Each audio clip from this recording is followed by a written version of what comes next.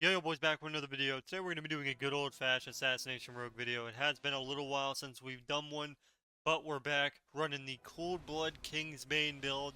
It's pretty much the most burst you're going to be able to get out, and you'll see during this quick video, it is a quick video because it's only 4 clips. Um, we do a lot of damage. Now, off your burst, I will say it can be kind of weak, especially in 2s. I wouldn't say Assassination Rogue is technically S tier or nothing like that. Um, it's not like an Hunter or Unholy DK or stuff like that, but it's still really good. And obviously, if people don't know how to face against it and they stack, you can end up absolutely just eliminating people really quick. So here we smoke bomb late just to force as much damage as possible. We end up getting land hands right there on top of pretty much PS and wall. So we got a lot of cooldowns. Unfortunately, you have to go through so many cooldowns. Now, one quick thing, if you ever see a void priest, make sure you're targeting them. At least some. The reason you want to target them is they struggle to heal if you're sitting on top of them. They really do. Um, Priests really do struggle to heal, especially when they're playing Void. So when you're targeting a Void Priest, make sure you're going them, because I guarantee you, it's 10 times harder to play Void in terms of getting trained down to the ground than it is just a free cast. So I've learned that going Priest a lot will help you win games, especially when you're playing 3s. A lot of people don't play Void in 3s, and if they do, they're really, they're really capable of dying. But regardless here, all of your bursts, you're not really doing much. This isn't 3v3, so you don't really have anybody else helping you with damage, and it can be pretty annoying, honestly. I think I end up cloaking one of these games just to reach the guy.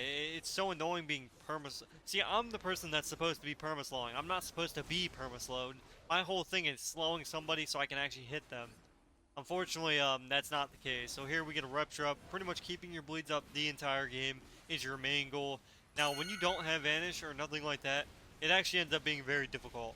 Um, you'll see, I think I end up cloaking here soon, we'll see. And as you can see, I literally can't hit anybody. I'm literally sitting here in a big orb, and I cannot move my character.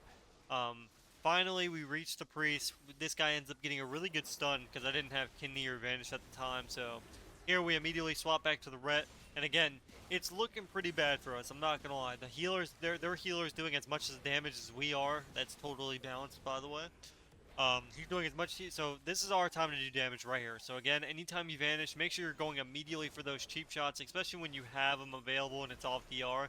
And you'll see here, we end up just full sending them right here. So we kick them, and this is what I mean by going the Void Priest, and look how, like, they're so capable of dying, it's actually crazy, especially when you're bursting. Because again, you kick them on one of their Void or any ability that's where they can't cast anything, and they're toast. Because Void Priests, all their healing comes from damage, and if they're not allowed to do damage, they do no healing. Their healing is absolutely trash. Unless they're doing literally free cast burst damage, their healing is terrible. Here's another example of... Honestly, this game was technically... The Mistweaver was kind of mid here. He played good, but then he played bad. You'll see what I mean by that here in a bit. But here we end up just getting so far ahead in damage that we literally just double vanish here and just get as much damage as possible. Now again, when you're growing somebody with the improved growth, it's not always for the silence. I usually do it for damage, pure damage on everything. I want to keep it up the entire game 24/7, even if I don't get the silence. Now you do want the silence benefit, that's the whole point of using it. But as you can see, my damage is super high end because I'm immediately using all my things to my advantage here. So I'm going to immediately cheap shot the DK here before my subterfuge ends. We're going to bleed him up immediately. Then we're probably going to swap back to the Mistweaver. Again, your main goal is to double bleed. Even if you're DR growing just like you saw, the whole point is to get that damage on them. So it's not even necessarily, oh, I need to wait for the silence. No, you can literally just, you keep up the damage, and it's just such a huge amount of damage that it's actually insanely hard for them to heal. So here we get a full stun. That allows us to get pretty much all the bleeds we want. We also get a kidney shot on the DK, and they're both just getting absolutely dominated. If you can see the damage right there, we're just doing so much damage. We go right through his orb with our Kingsbane, Cold Blood Kingsbane. We swap immediately back. They're both struggling to heal here. At this point, the game's pretty much over for them. They're stacking, which is the worst case scenario for them. They're starting to panic. When you're panicking, don't stack versus an Assassination Rogue or like a Feral Druid. It's the worst thing that you can do. Same thing with like an UH DK.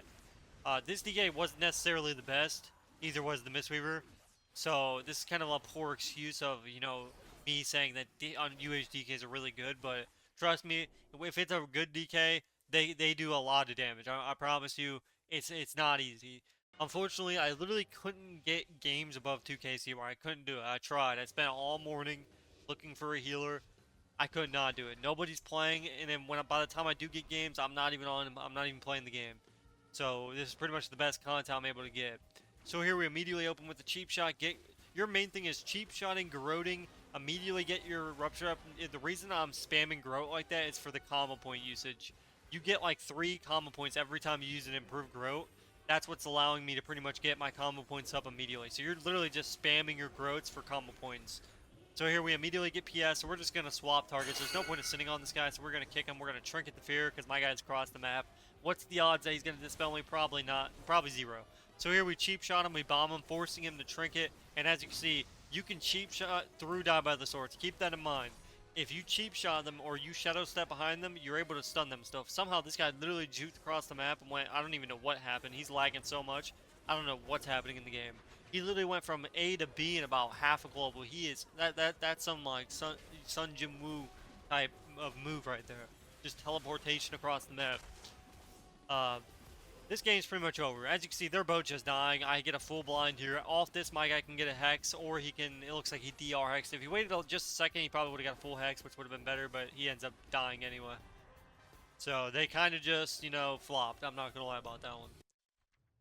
Boomies. I can't stand boomies. So here I finally switched the drip to my bone set. I haven't wore the bone set in a while. I spent a lot of gold. I spent like 4 million gold on this set, maybe even 5.5 mil. A lot of gold. I went the mage set because the mage set looks absolutely fire. So here we immediately open with the cheap shot. I'm going to trinket the bash because I'm not sitting a bash. Who sits a bash in 2v2 arena? Nobody does that, let's be honest. I'm not facing a sub rogue where if I trinket, I'm going to die. So we're chilling. You can trinket offensively. Now, I wouldn't advise it depending on what the rating you're playing at, or if you're playing like versus something that's super bursty. However, boomies, they're not really going to be able to 100-0 me in a bash. Let's be honest. The odds that he 100-0s me in a bash is almost 0. Now, will he be able to 100-0 somebody in about 4 seconds? Probably. 4 or 5 seconds? Definitely.